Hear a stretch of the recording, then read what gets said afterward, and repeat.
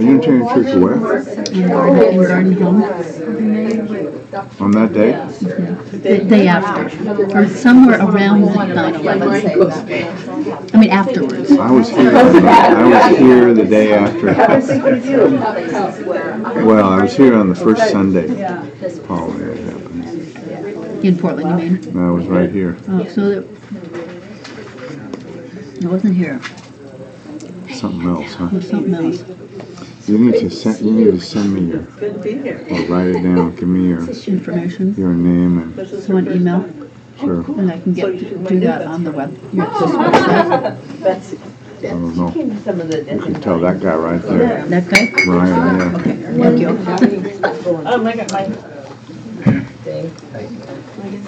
Death and dying, death What? death and dying. I don't believe in that. Well, it doesn't matter if you believe it or not. It believes in you. It's irrelevant what you think.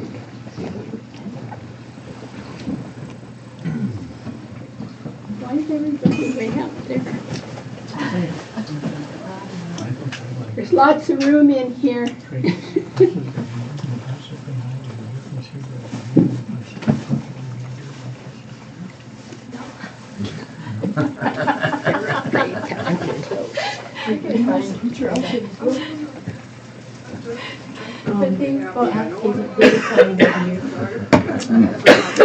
Yeah. Oh, we need to close the shades off.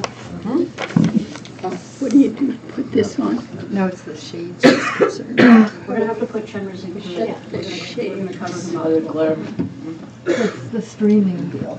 It's too light, huh? Just a little bit. Is it just not more? I can get it for you. Okay, Pat. She's letting the darkness in.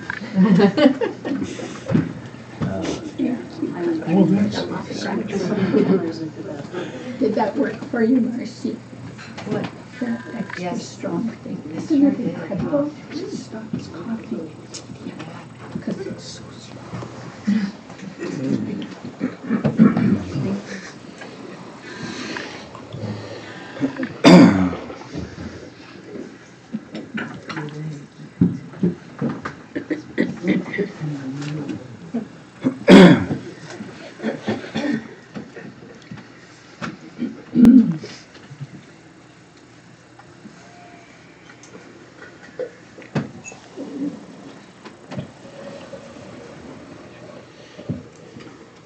Looks like Santa's been here. Elves. Elves. Elves.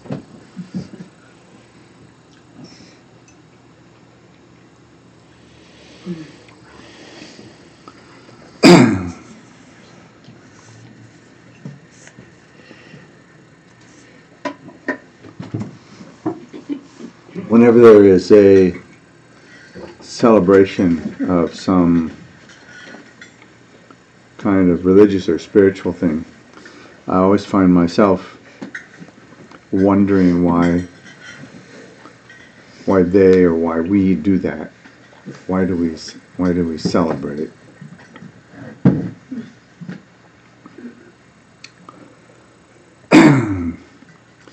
And I think in one way, of course, it's just obvious. We like to party. We like to celebrate. We like to celebrate something that's uplifting somehow. But I think there's something, let me put it this way, I think we're selling it short if it's just about a celebration and just the joyfulness of a celebration. So I thought I'd pose that as a question. Why do we do that? And I'm not just talking about the celebration of Christmas or the birth of Christ or some other thing. All religious traditions celebrate things in the context of their tradition. And often it's focused on some particular person. like Jesus or Abraham or and so on. So what's the benefit? Why do we do that? Other than the economic benefit? Or pain. Economic pain.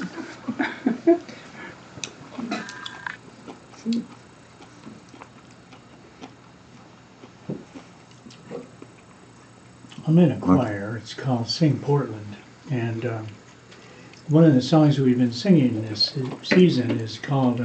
It's just a short little, like a sentence. It says, "I feel like going on,"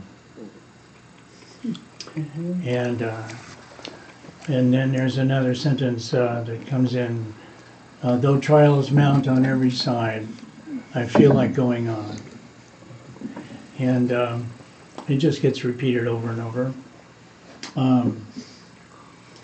But it's really inspiring, and I think that's the other side of the celebration that you're talking about.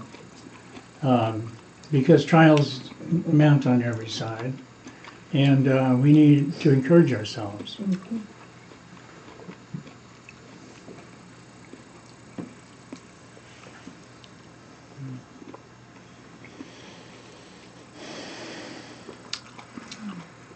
I think it's partly too, this is gonna get a little physiologic about it. Say that again, Mary. So I Thank think you. along with that, Physiologic. in that I've noticed with people that, like, I think we do this definitely to cheer ourselves up. And when you do something that's kind of special to cheer yourself up, that actually creates within you this sort of joy that sort of lasts for a while. It reminds me of a time I was visiting a lady that she had really bad dementia, and she usually couldn't remember anything. But we had this organization that gives us flowers to bring people, so I brought her a bouquet of flowers that day, and she was so overjoyed. That's what flowers, and they were so pretty, and and so then I left, and I came back and saw her a week later, and her caregiver said, she was happy for a few days after that, and it wasn't because she remembered specifically that she got flowers. It was just like it just sort of created this something within her that helped her, just stay happy. And there actually is something about that, I believe. So anyway, I think it's partly because it does actually do something. It makes us feel better, and just like Michael said, I think that when the world's difficult, it's sort of good to remind ourselves of this joy and beauty that is also there.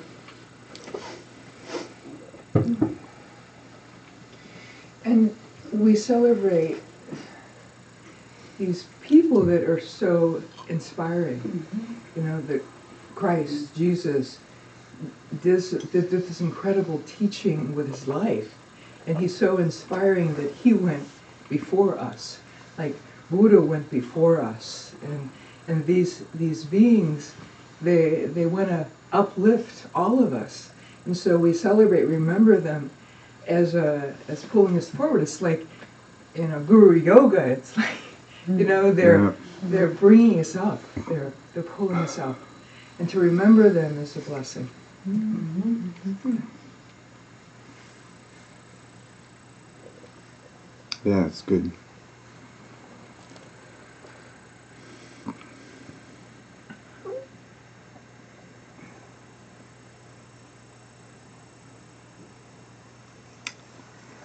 What other benefits are there? Yeah, Marcy. I think there's something in just all the tradition of it, so that every year people know in their communities they expect this certain landmark, like this. We have this day, and I think for people it creates a sense of stability and a grounding. Like it helps people to feel that they're rooted in some way.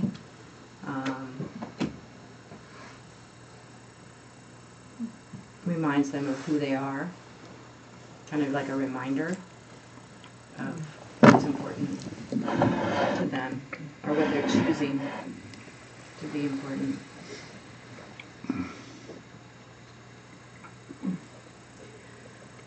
I see it as more of a way to connect with each other and to connect with the mystery that we have these incredible people who have preceded us and who will come after us.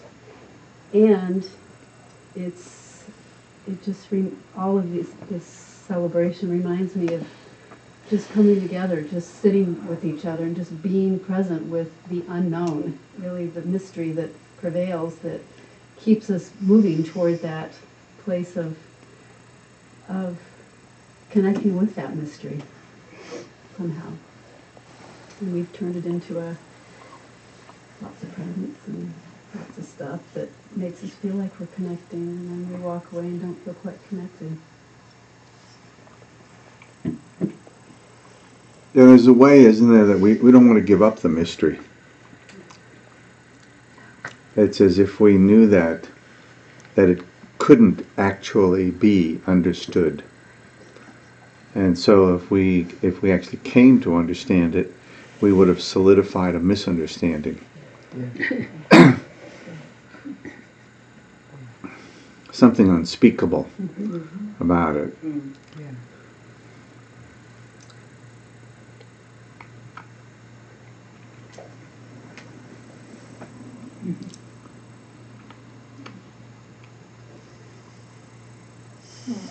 I was just thinking of what Mary said, and it may also have been the reason that she was so happy, is just that sense of connection. And then the flowers symbolize that connection, and she saw the flowers, and even though maybe she wouldn't be able to remember it all the time, just she would remember the flowers because they're right there. And then that would symbolize maybe for her, that love that she experienced, and then that would recreate that good feeling in her body that you were mentioning. I'm glad you did that. I'm glad you saw those flowers.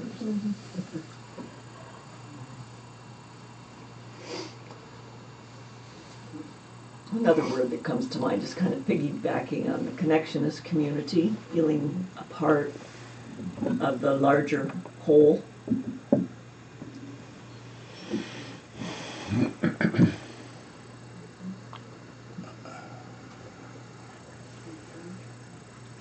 Michael. Speaking to the mystery,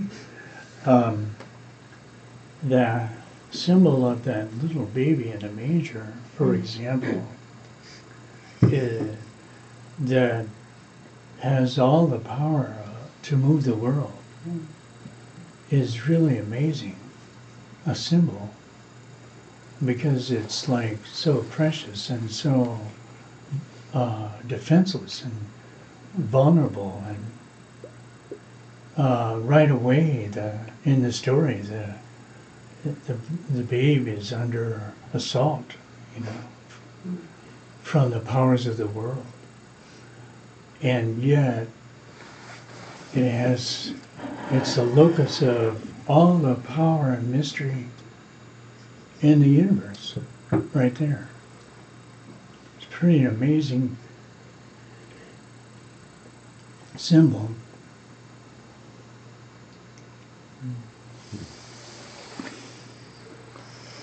Yeah, maybe that's there also just when we recall our connection to the lineage, for example, or to some past great being.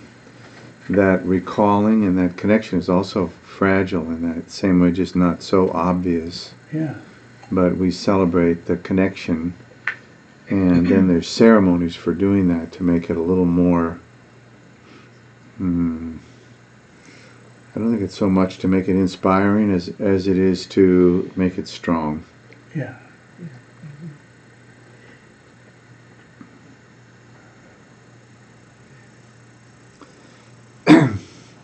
I remember this thing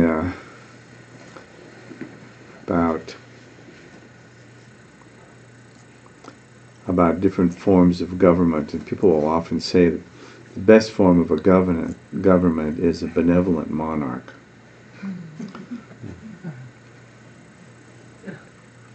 We don't seem to find so many of those. It's a high risk also. But I think there's a way in which when we when we encounter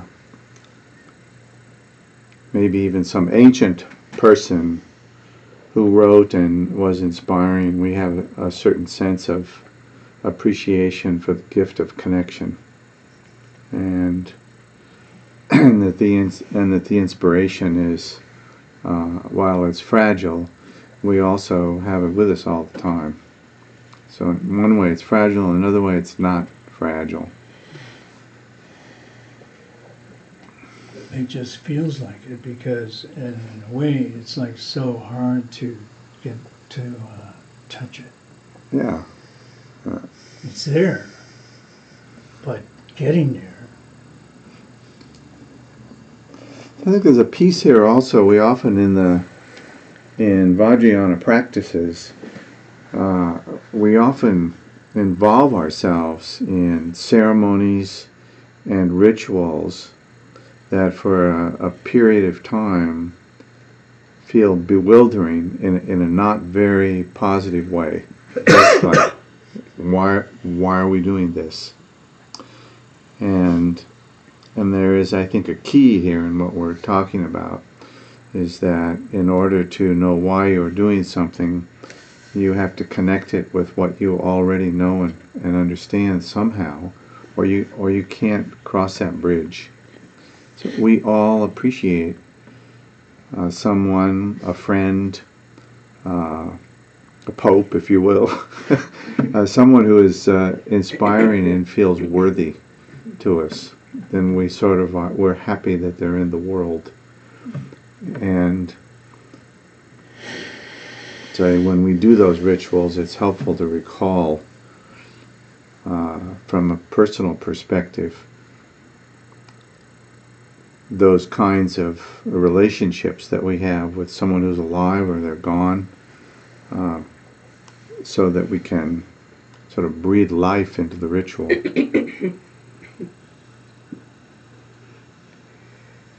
When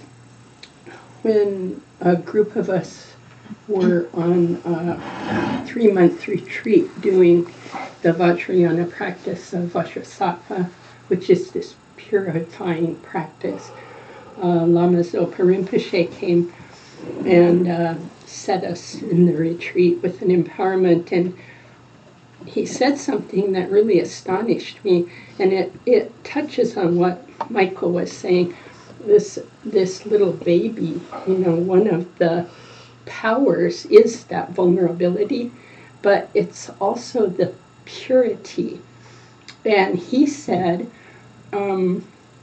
because we were launching on a purification practice, he said, there is huge power in purity. And I always thought, wow, purity, I always thought it was a little bit weak, like it's kind of like it always gets overwhelmed by the dark, And he said, no, he said, he told this story when he and Lama Yeshe, who wrote, a number of the Vajrayana practice books, they went to Italy, and Lama Yeshe wanted to visit Assisi, where St. Francis was doing his connection to the mystery. Lama Yeshe was fascinated with St. Francis, and I was just so happy because I grew up Catholic. So St. Francis was like, yeah, wait, my guy, okay, now I get this. So like you say, some way you can connect, because I'm doing Vajrasattva, it's like, who's Vajrasattva, and what's this 100-syllable mantra? But St. Francis I get. So Lama Yeshe really wanted to visit where St. Francis was, and he talked there about the power of St. Francis's purity. Because due to his purity, the stories are, and I guess they're corroborated historically, he was able to turn water away, like a flood was coming, and he met the water, talked to the water, connected with it, and convinced it to go a different way. And more, there was a wolf in the area that was very wild and was really harming beings and had killed some people. And some people had come to him very distressed, and he said, I'll go talk to the wolf. And they said, oh my God, don't do that, you'll be killed. And he said, no, I'll go talk to the wolf. And he did. And the wolf, like the elephant with the Buddha, the mad elephant with the Buddha, the wolf bowed down to St. Francis's purity, not to him as a person, but to his practice, and left the area. So I was fascinated with that idea, and it is symbolized by this little vulnerable baby surrounded by, Herod, King Herod, and killing the Jews and all that. It's a fascinating thing, so I started thinking and talking with my teacher about this purity thing. And it's all about, keeping your ethics, doing practices that shift your mind to, as Lama Michael was saying earlier, to the positive. We become what we think. So the purification is not something magic. It's just shift your mind the direction you want it to go. And then it has quite a huge amount of power. Not the way we think of power, but a different way. Like that little baby in the manger's power. Yeah, not where we would think it is. So it's something to just ponder. It's been helpful to me. Louisa, I just don't want to be a downer. can you speak up? I don't want to be a downer, but for me, Christmas has always been very sad. No, you have to speak up. I said that To not be a downer, you have to speak I don't up. want to be a downer. But there's also this other aspect in which you are forced to do something even if you don't feel it in some ways. So I remember many Christmases and all the system that we have with all these presents, this buying things and stuff, which to me has always felt like false, not really true. So I would like to also emphasize this aspect of it, which can be, it's very inspiring in some ways, but in other ways it can be empty of meaning. And that's what has always happened to me for many, many years, because when you go into the relationship with your family, sometimes they don't really want to accept you the way you are and everything else. So there's all this dynamic that goes on, and I remember even when I was going in Al-Anon that everybody was really desperate at the Christmas time, at the vacation time. So just to... I don't think that's a downer. I think that's just the other side of the thing. Reality. highlight it, not really say that that's not, I mean... Things change. So we can look at all of the commercial stuff around the Christmas season, and it's easy to see all the negative things. But things will change. They just naturally will change. And in order for them to change in a certain direction, you have to hold that direction in your mind and not expect that it's going to happen tomorrow. But if you hold it in your mind, then you act in accordance with that. If you just think, well, maybe someday it'll change, but not in my life, and you don't actually carry it, it'll change still. But it may not change in a direction which is positive. So it really requires that kind of steady sense of it's going to work. It could work in this way. So that when we have an opportunity to say something or do something, we can kind of put our little pea in the basket, you know? That's right. So that gradually the basket fills up. Well, I think it's really remarkable that this kind of a renewal ritual happens at the end of the, at the winter solstice, when the darkest night of the year, and it's, to me, it's very remarkable. It's the end of a year, and maybe even sometimes a longer cycle, and the beginning of a new one. And addressing that dark side that you're talking about, there's a really great poem by Lawrence Ferlinghetti that starts out, Christ climbed down from his bare tree this year. And it goes on to talk about this whole aspect of Christmas that's so materialistic. But to me, that can symbolize also letting go of the past, letting go of all that tinsel and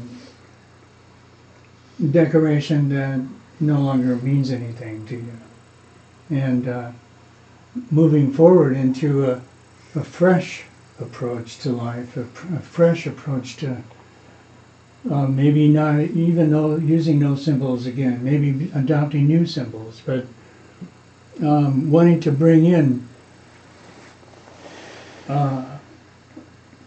to get in touch with that new life and really take a fresh approach to the next year. Absolutely, yeah.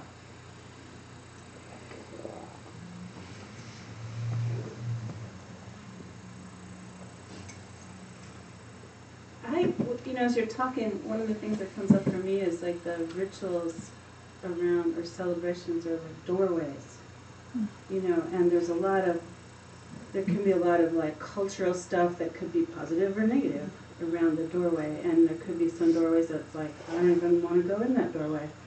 But the fact that there's doorways, like, I think like, what is that an opening to? So sometimes Christmas has not been an opening to anything for me, but sometimes it is. If I don't, it's a personal practice, so it feels like linked to that Guru Yoga piece for me in that way of like, what is the invitation? What's the invitation into what? And I think that's where it's connected with the mystery. And I think, there's so many religious traditions that have celebrations. It's not like we're going to connect with all of them, of all the traditions. But it might be that we have some doorways that we can connect with. And it seems like over time, it's like you were talking about at the beginning of meditation, Michael, like what we put in our mind stream really cultivates something. So I think there's this thing of ritual or celebration at certain times or around certain events in like saints' lives, if you will, or bodhisattvas' lives that help us cultivate some connection with something. So I see it like that, like if we didn't have that, what would happen? Maybe we would kind of get lost in our mundane and things would just sort of evolve and, who knows where it would go.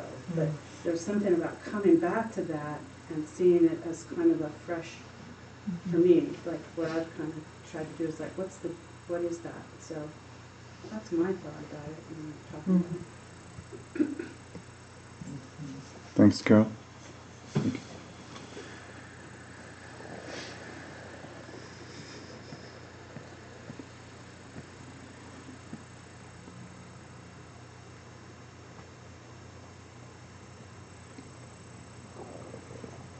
Savasha. I think the thing for me that stands out on such occasions is just to see people who the remainder of the year don't cultivate a sense of what the teachings are, no matter what the tradition is. But just for that brief moment or that brief day, there is some alignment that comes from external, from everybody doing it. So they open up to it even briefly. And just to see that, makes me happy.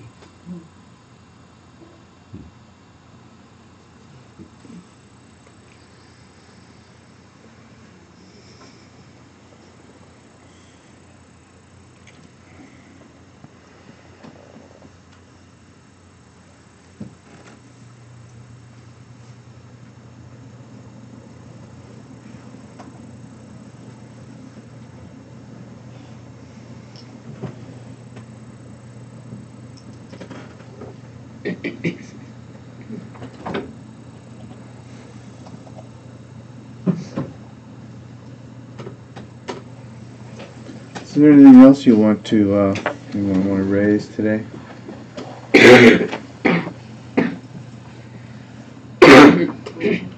it's not raised from the dead. Marcy. Well, just talking about this, I've always been curious why there aren't more things like this in the Buddhist tradition, or maybe Things like what? holidays. There are. Are you kidding? We just don't But we don't. celebrate. But I'm wondering if it's because it's in the migration to the West, has that been lost from the other Buddhist cultures, or because we don't seem to? I don't think so. I mean, I just never hear. There's a holiday at least one a day. At least one a day. I think Buddhism has more holidays than anybody does. But that doesn't mean that everybody celebrates all of those holidays. So, yeah, you're probably right that in some places, and this might be one of those places, that many of the holidays are not celebrated. And maybe celebrated, but in a way which is not, all the stops pulled out. Really big. And we've also manufactured holidays, like the Bodhisattva Night is a manufactured holiday. Mm-hmm.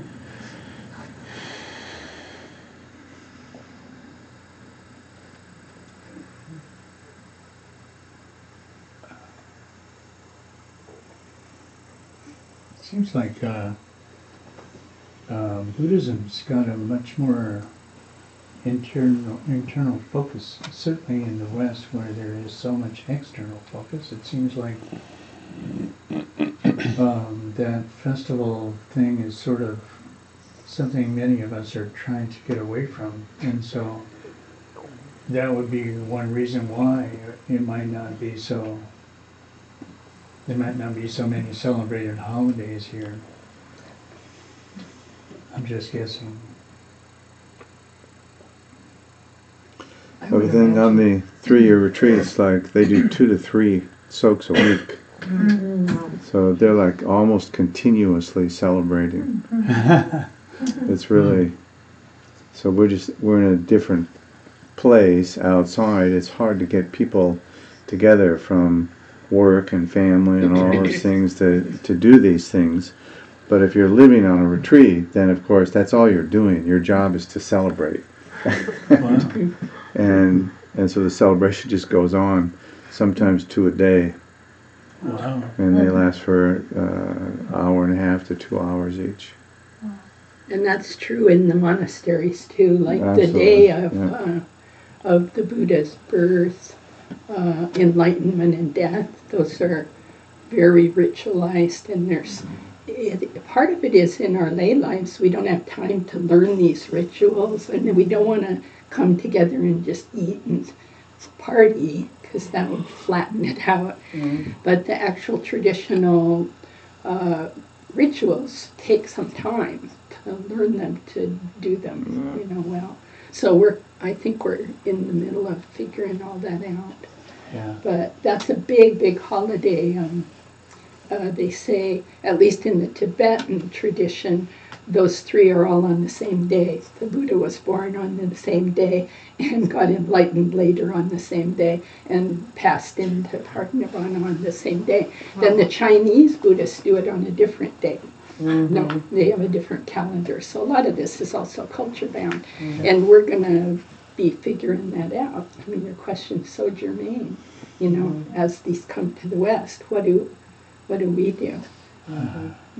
Bodhisattva Night is great. It's such a combo of the practice and the kind of Western loosey-goosey enjoying each other. Yeah, so nice.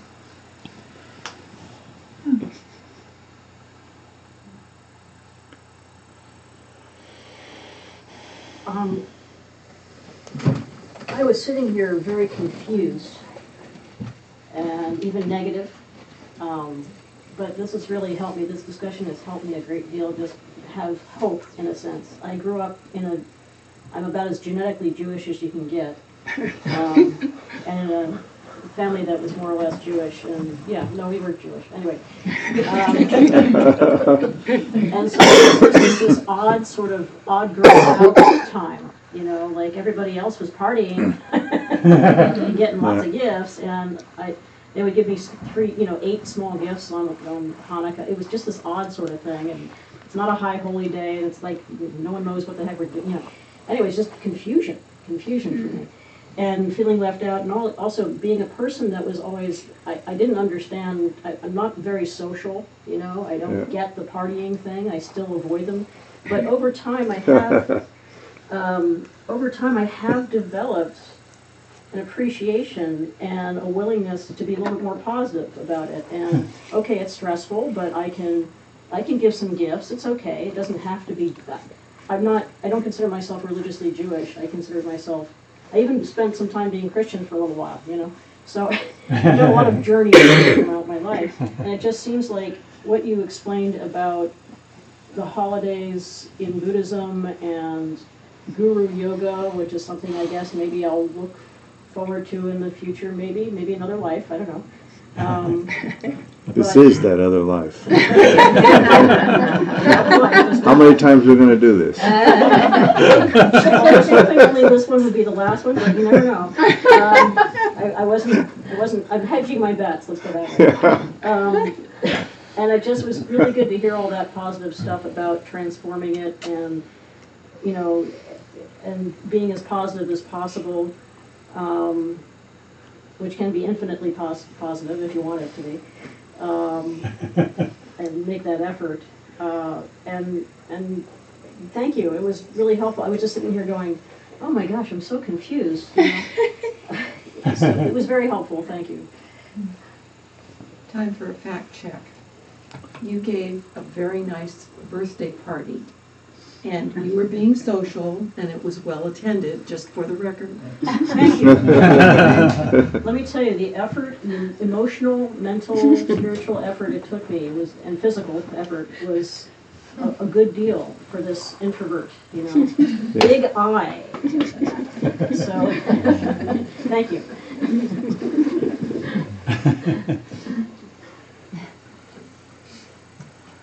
Things will change as that story of the Buddha. The Buddha, when he was dying, is quoted as saying that in the future the teachings would go to many lands and many periods of time, and that those teachings, which are relative truth, which is almost everything, there's very small ultimate truth teachings in comparison to the relative truth. So he said the relative truth teachings needed to be allowed to change so they could adopt cultures and cultures adopt it. Mm-hmm. And so I think we're in some way we're kind of exactly in that spot. We're looking at it and we're trying to wrestle with what could be changed without ruining it.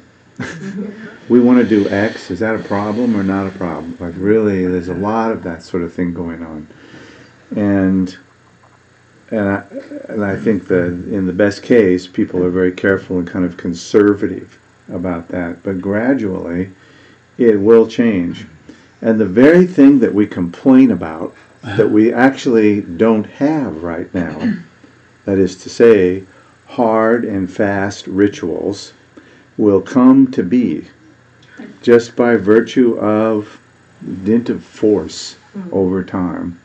So we're actually in that place where we have this kind of extraordinary freedom to move with things. We have the freedom to screw it up. That's right. And that will also solidify and become hard and fast. And that's kind of how you get different lineages and all. You know, they harden it one way in one place and a different way in another place, and then you got to spend centuries working it out so you can be friends again. So the change will happen, and it's interesting how we sometimes are. When the change happens and we solidify, we'll be unhappy about that. Yeah. Just like we're unhappy now with not quite understanding the flexibility in it.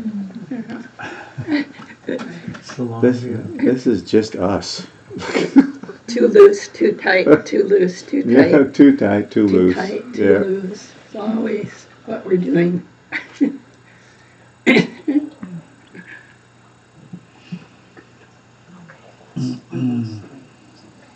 There are very few key principles, and out of all of the teachings that we can study and practice, it's often helpful to individually, as well as collectively, but individually, to find one of those very straightforward, understandable teachings and just do that.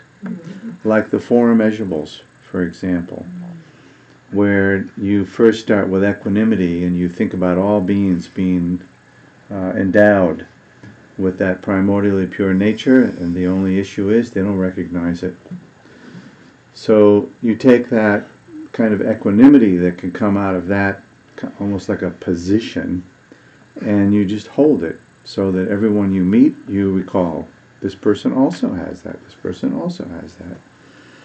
And then because of that, your loving kindness becomes immeasurable, and the compassion becomes immeasurable, and when you see positive things being done, your joy becomes immeasurable. I think there are many people, many great beings, who have taken a relatively small subset of all the teachings, not relatively, a very small subset of all the teachings, and made that the core practice of their life. And they're not necessarily renowned for it, because they may be responsible for many things. But I think that actually it's the key. The key you can find, like we often say, that in all of the practices can be approached through any of the practices. Like all of the practices contain all of the other practices and all of the other methods and all of the other truths. We tend to have an insatiable appetite for solving all of the mysteries. At which point, of course, we'd be grossly disappointed if we actually solved the mysteries. We'd have nothing less to solve.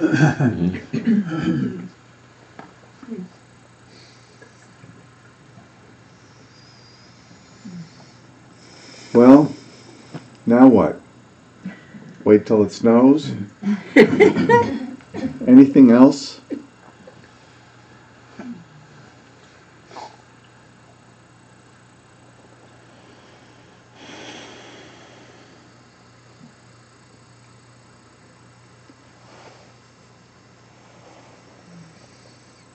Shall we dedicate? Yes. By this virtue may I quickly realize Mahamudra and establish all beings without exception in this space.